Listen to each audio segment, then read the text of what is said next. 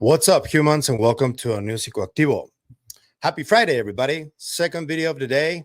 Okay, so I wanted to give you guys a follow-up of what's going on between Congresswoman Lou Elizondo, and Representative Eric Burleson got in the middle of that because they started just going at each other on Twitter. I showed you a couple of tweets yesterday, but we have an update from both Burleson, and that whole spat seems to have had an effect because now Congresswoman Luna is asking for subpoena power to Representative Comer. And let's just make it clear, she can ask all the subpoena power she wants, but the one with the power is Comer, and he's the one who has to issue them, not her. If he agrees, then those subpoenas will come. The thing is, I don't think she's issuing the subpoenas for the right people.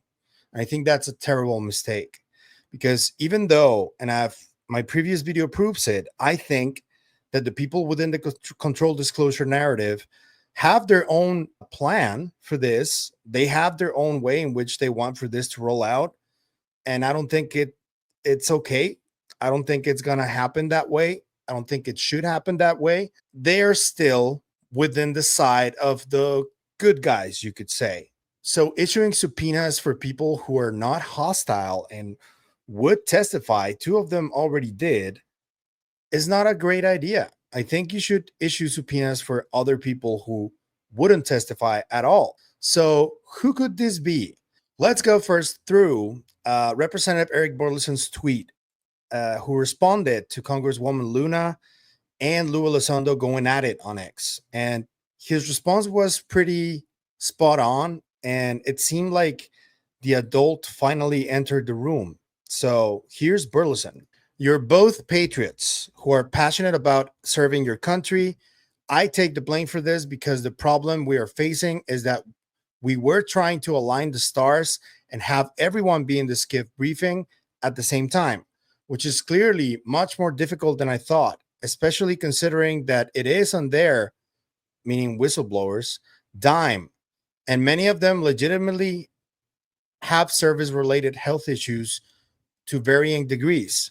Lou Elizondo, that being said, if you wish to come in and do the briefing in the SCIF, we can work around your schedule. I am happy to talk offline about how we can make it work and further how we can make the experience of whistleblowers not as much of a sacrifice as it has been.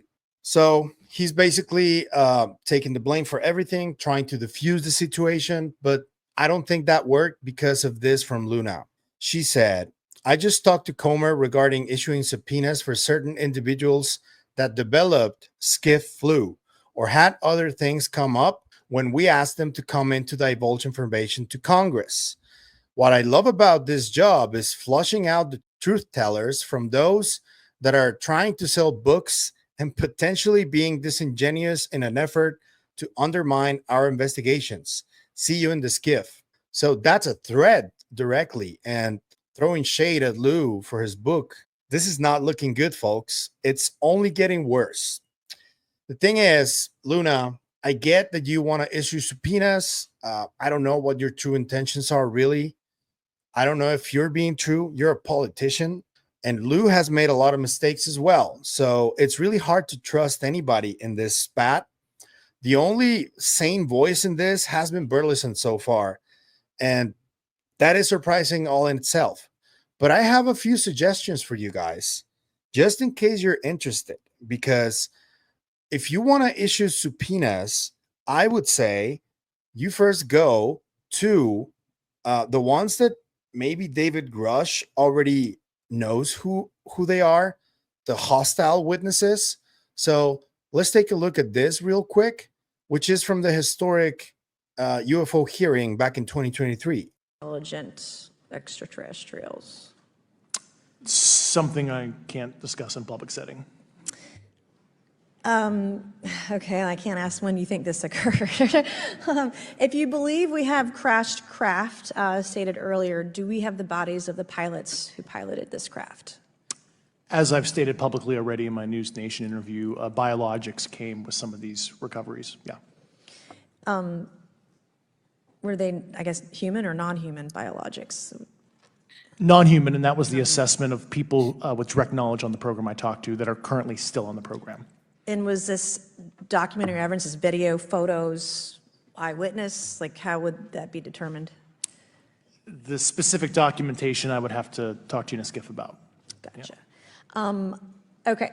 So, and you may or may not be able to answer my last question, and maybe we get into a SCIF at the next hearing that we have, but who in the government, either what agency, sub-agency, what contractors, who should be called into the next hearing about UAPs, either in a public setting or even in a private setting? And you probably can't name names, but what agencies or organizations, contractors, et cetera, do we need to call in to get these questions answered, whether it's about funding, what programs are happening, and what's out there? I can give you a specific cooperative and hostile witness list of specific individuals that were in those. And how soon can we get that list? So David Grusch said that as soon as they got out, presumably he did give them that list. So they have it in their possession. They know who it is. They know what the names are. They know exactly who they should be issuing subpoenas for. And Luna is issuing subpoenas for presumably Lou Elizondo and Christopher Mellon. Grusch is already working with them, so I would guess he's going to be in this SCIF as well. But you see the problem here? So I have a few suggestions, if I may, for Congresswoman Luna. The first one being the hostile witness list, which, thanks to Mr. Neil Goodman News, he has his own list that I do agree with. These are the hostile ones. Admiral Bobby Ray Inman, who historically had held really high positions in government. He's presumably the most hostile witness that they could get from all of them. I know that Gerb, when he was with Chris Ramsey at Area 52 recently, he said that Inman was the most hostile. So I agree with him. He had this exchange, and there's this audio from a gentleman by the last name of Exler, I think, talking about these craft and potentially all of this. And then anticipate that any of the recovered vehicles would ever become available for technological research outside of the military circles? Again, I honestly don't know. 10 years ago, the answer would have been no. Yeah.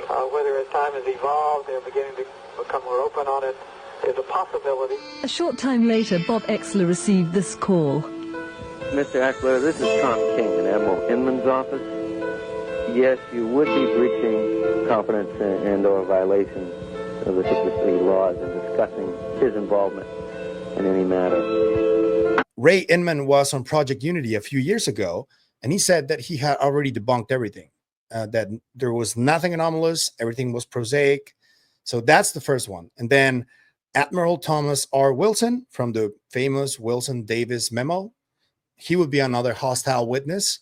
And then General Neil McCaslin, who's presumably the person who was giving a lot of information to Tom DeLonge when he was starting to roll this out. Then there's CIA's Glenn Gaffney, who I think he managed the Weird Desk at the CIA when Lockheed Martin was allegedly trying to move some of this material to other aerospace companies that weren't implicated in the secrecy. Then we have DIA's James Lakatsky, who was already on Weaponized, saying that he wouldn't testify. That I would consider hostile. So he needs to be subpoenaed. And then General John J. Sheehan. So that's a good list. Those are potentially the hostile ones. Look at them carefully. And I have other suggestions. And I am going to give you my suggestions of the non-hostile ones. The first one being Dr. Hal Puthoff, because I know that he potentially has running contracts with the DoD, working on secret programs, working on new science, edge science. He was part of the rollout of the Ecosystemic Futures podcast last year. He was like at the head of it. He ran Stargate. He knows a lot and he's cooperative. So issuing a subpoena for him would be a good idea. I would have him on the stand. The other one is Dr. Kit Green, who is very private. He doesn't really go on shows or anything. He doesn't really talk to the press. He was one of the people who, for example, was right there looking at injured veterans from UAP, like Mr. John Burroughs, for example. So he knows a lot about this. He knows what Mr. John Burroughs' DNA has, potentially, the information that it has. He knows about the injury that he suffered. He knows a lot about the biologics aspect of this. So he would be another potentially cooperative witness that I would subpoena. The other one is, and based on my previous video, Colonel Carl Nell, because he seems to be pulling the strings of the controlled disclosure movement.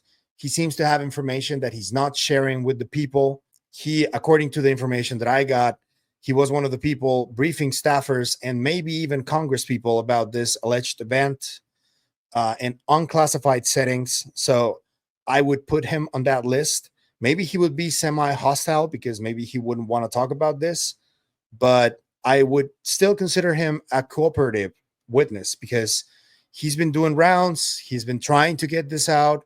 I do have to give him credit for that, credit where credit is due. But yeah, I would issue a subpoena for him as well. And whoever is above him, I don't know who that would be, but I would also issue subpoena for those people.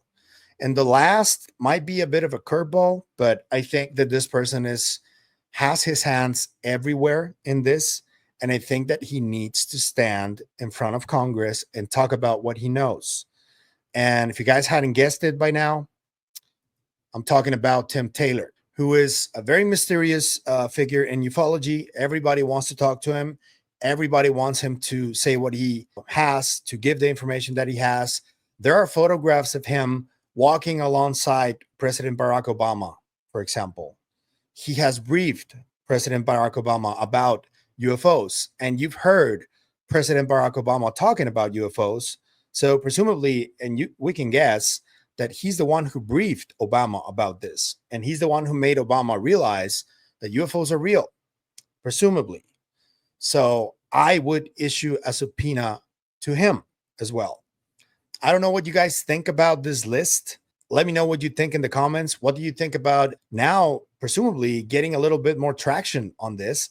Maybe the subpoenas are not for the ideal people because these are people who already testified in Congress and all that. I know it's for a SCIF, but still, it's weird, right?